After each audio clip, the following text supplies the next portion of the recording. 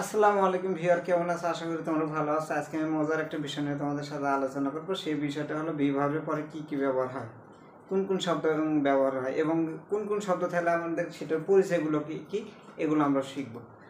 আজকে দেখো, আমি এই পাশে লিখছি কমপ্লিমেন্ট ভার্বের সাথে ING, that's mean continuous. Verb V3 মানে প্যাসিভ ভয়েস বোঝাবে, অ্যাডজেক্টিভ থাকে, প্রিপোজিশন থাকে, এই পাঁচটা বিষয় থাকে। 5 things are used after verb। এখন আমি দেখো উদাহরণ লিখছি, এখানে দেখো আই এম আ স্টুডেন্ট, আমি একজন ছাত্র। She is a student, he is a student. দেখো প্রত্যেকটার সাথে কি আছে? আর্টিকেল আছে, প্রত্যেকটার সাথে আর্টিকেল আছে। আচ্ছা, প্রত্যেকটার সাথে যদি আর্টিকেল থাকে তাহলে তার আগে কি আছে? বি ভার্ব আছে। দেখো ইউ, এখানে আর আর ইজ এম। প্রত্যেকটা বি ভার্বের পরে যদি আর্টিকেল যুক্ত শব্দ থাকে দ্যাট ইজ কল কমপ্লিমেন্ট। সেটাকে আমরা কি বলবো? কমপ্লিমেন্ট বলবো। আশা করছি তোমরা বুঝতে পারছো। এখন আমি নতুন নিয়মে যাব।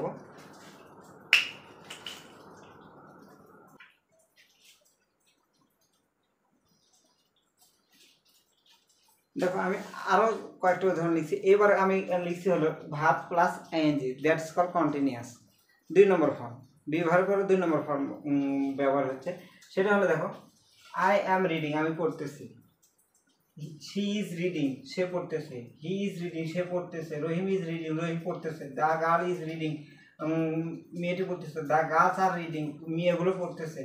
দে, উই, ইউ, এইগুলো বহু বচন এবং এর সাথে আর আছে, তারপরে ভার্বের সাথে আইএনজি। তাহলে আমরা বি ভার্বের পরে কি বসে?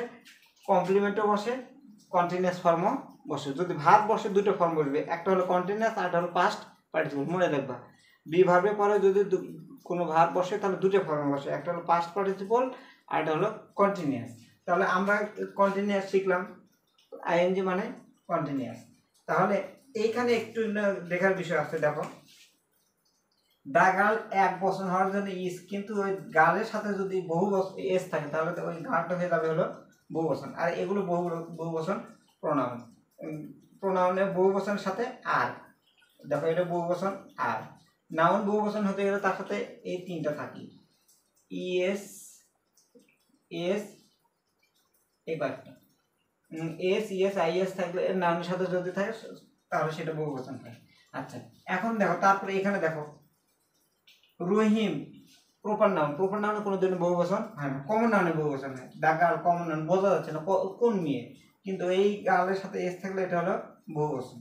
তাহলে আমরা ভার্বের সাথে আইএনজি কন্টিনিউয়াস ফর্ম শিখলাম। তারপরে আমরা শিখবো না V3।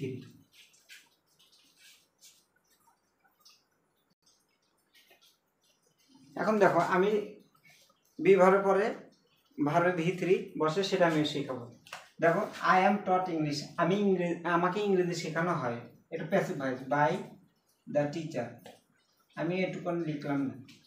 একটা জিনিস মনে রাখবা, প্যাসিভ ভয়েস হতে গেলে কমপক্ষে দুটো জিনিস লাগে। একটা হলো বি ভার্ব, তারপরে মূল ভার্বের পাস্ট পার্টিসিপল। টট হলো টিজ ভার্বের পাস্ট পার্টিসিপল, টিএসিএস। এর টিজ ভার্বের পাস্ট পার্টিসিপল 3 নম্বর ফর্ম হলো এই টট।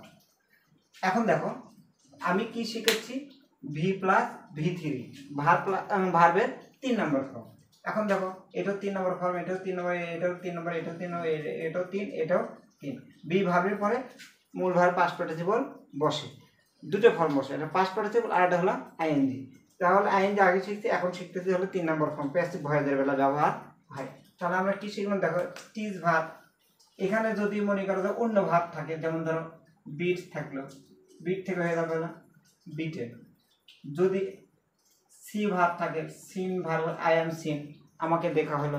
এরকম যে ভার্ব বি ভার্বের পরে যদি প্যাসিভ ভয়েস সেন্স বোঝায় তাহলে অবশ্যই আমরা মূল ভার্বে পাস্ট পার্টিসিপল ইউজ করব, সেটা যে ভার্বই হোক, দেখার বিষয় নেই। এখন আমরা আমাদের বাদ থাকলে হলো অ্যাডজেক্টিভ।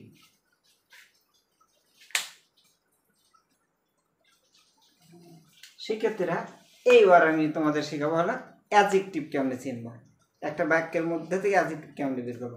বি ভার্বের পরে যদি একটা শব্দ থাকে দ্যাট ইজ কল্ড অ্যাডজেক্টিভ। মনে রাখবে, বেশি most of the time adjective হবে, একটা শব্দ থাকতে হবে, তাহলে সেটা অবশ্যই অ্যাডজেক্টিভ হবে। এখন দেখি আই অ্যাম হোপফুল। হোপফুল মানে হলো আশাবাদী। হোপফুল মানে কি? আশাবাদী। দেখো প্রত্যেকটার সাথে আমি হোপফুল লিখছি, একটা করে শব্দ আছে, শি ইজ হোপফুল, ব্যবহার করে কয়েকটা শব্দ, একটা শব্দ, এই একটা শব্দ যদি থাকে তাহলে সেটা অ্যাডজেক্টিভ হবে। কি হবে? অ্যাডজেক্টিভ হবে। দেখো they are hopeful, you are hopeful, I are we are hopeful, the girls are hopeful, she is hopeful, Rahim is hopeful, he is hopeful, I am hopeful, প্রত্যেকটার সাথে হোপফুল আছে।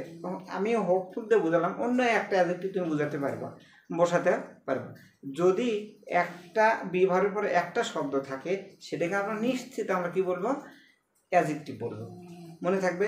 আশা করি তোমাদের মনে থাকবে। আর লাস্ট অপশন যেটা আছে আমি সেটা এখন তোমাদেরকে শেখাবো।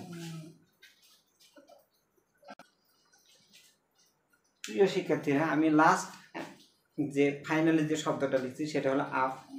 আমরা এই আপ দ্বারা বুঝাবো যদি কোনো প্রিপোজিশন বাক্যের শেষে থাকে, তার পরে কোনো শব্দ নেই, বাক্যের শেষে আছে, তাহলে বুঝবো যে ওই প্রিপোজিশনটা সর্বদাই বেশিরভাগ 99% অ্যাডভার্ব হবে। সেটা যে কোনো প্রিপোজিশন হতে পারে। এখন আমরা দেখব দ্য সান ইজ আপ। এটা চাকরি পরীক্ষায় আসে, সূর্য উঠেছে।